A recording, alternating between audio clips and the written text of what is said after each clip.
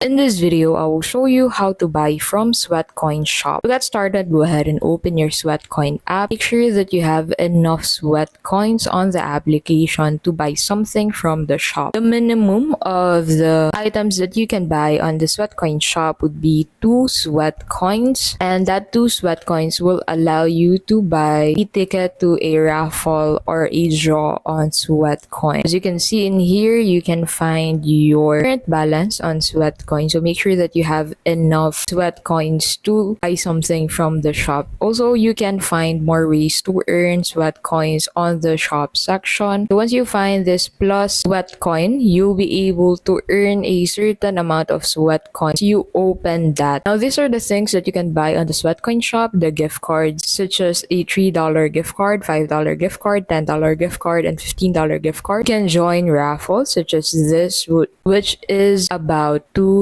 sweat coins. You can also use sweat coins to bid. You can also find that on the shop section if you're a premium user of Sweatcoin. And that is how you can simply buy on the Sweatcoin Shop. Thank you so much for watching, and we'll see you in the next video.